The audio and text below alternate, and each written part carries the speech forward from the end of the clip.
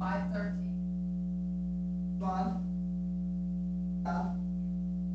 Okay. Carla.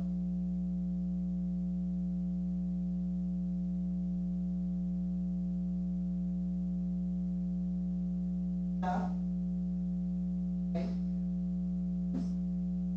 Vaughn.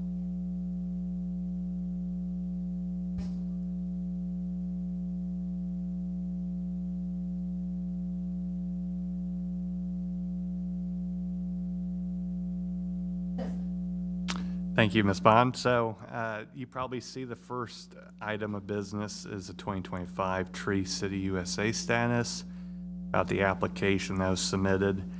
I did submit an application on December 1st, 2025, and had Mayor Murphy sign off on it. Had a due date of December 2nd. So I had to act fast after I was on paternal leave. But we got everything in. And you should have received an email this morning, and you're probably wondering, why did I get an email about Tree City this morning?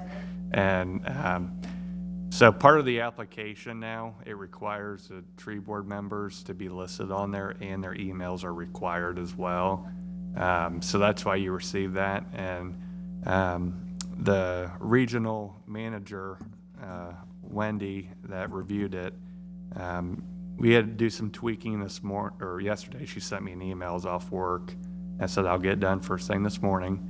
So I tweaked it like at 7:45, resubmitted it, and by 9 o'clock, I think she sent that email saying that it's good to go to the state level now.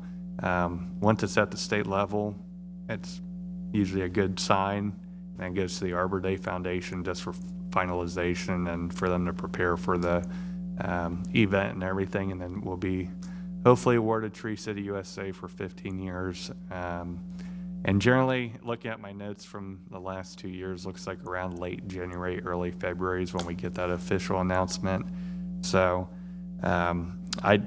if you did get an email this morning, that's the whole reasoning why. It's because it was part of the application process, and probably going forward, you'll probably receive emails whenever an application is submitted for that. Just with that, you all play a very large role in that. We wouldn't have a Tree City USA status if it wasn't for the tree board, city council supporting it, Kelly and Brent putting on the Arbor Day Foundation, the mayor signing the proclamation.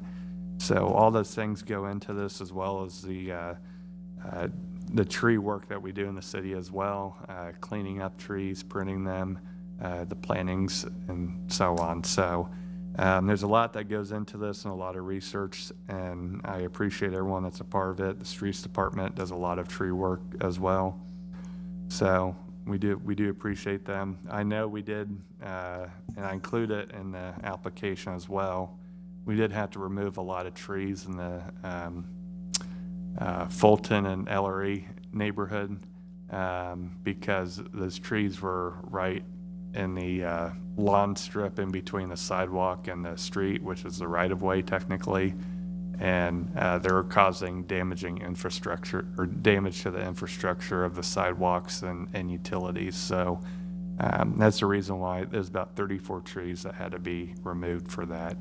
And part of Tree City is whether to save a tree or not to save a tree. If it's causing infrastructure damage, that's when you have to come into play and do a removal of a tree. Sidewalks are a part of transportation, and when they start buckling up because of the roots and everything, it makes it a lot harder on the city, and it causes a lot more financial stress than just removing them, fixing the sidewalk, and it would be pretty much flat for life, essentially. And those residents did receive resources where they can receive free trees and plant them in their yards. It just has to be 10 feet away from the sidewalk and not over any water or sewer mains that run to their house or any other utilities or easements. So some people have taken advantage of that, and Montgomery County's helped out a lot with that, and some of the local other programs that provide free trees to little to no cost. So that was it was a successful way of removing a lot of trees, but there's still a positive outcome in the end. So I just wanted to thank everyone for that, because that's how we keep our Tree City USA status going. And you've probably noticed them on the signs as well when you drive around town. Some of the newer signs have the Tree City logo on them and everything. So we try to make that a proud thing in the city of Moraine. And then my second part of business is the tree board article. So this one, with us getting into winter, and we had some 0-degree weather the other day, I thought it'd be very fitting to have a winter care document and information on caring for trees during the snow and ice season. So if you look this over, it's actually tree tips for Ohio trees.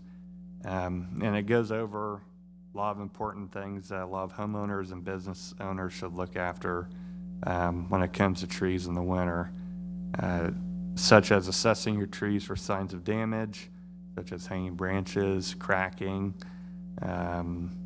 trees that are blocking, say, street signs or stop signs or any sort of transportation sign.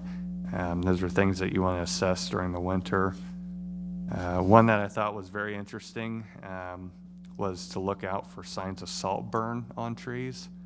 So kind of similar to what I was saying earlier, trees that are in the tree lawn in between the sidewalk and the street, they generally do get very heavily attacked by salt burn because of the winter season. With salt going down, it ends up kind of splashing over and everything.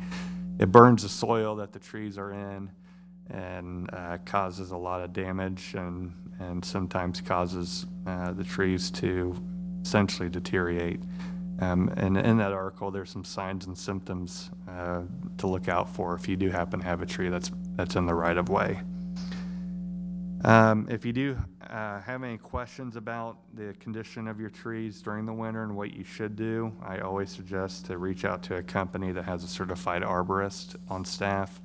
They will be able to direct you in the right condition, or in the right direction, excuse me. And then you also want to be realistic about the repairs that you can do yourself. You obviously don't want to hurt yourself in the snow or ice and slip and cause damage to yourself, especially if you have a chainsaw or something that is sharp in your hand. And lastly, it is to save or not to save. Should you save the tree or should you remove it? Because usually, generally, after the winter season, when spring comes and no leaves are budding on the trees, and it's just remaining kind of dead and the bark's falling apart and some of the other symptoms that they have in here, that's when you want to kind of determine whether to remove the tree or not. So that's a very nice article. I thought it was very good to kind of keep if you have any trees on your property, just to be aware of. Does anyone have any questions or anything that I could help answer about anything I went over? All good? Thank you. Well, I have nothing further regarding business. Thank you.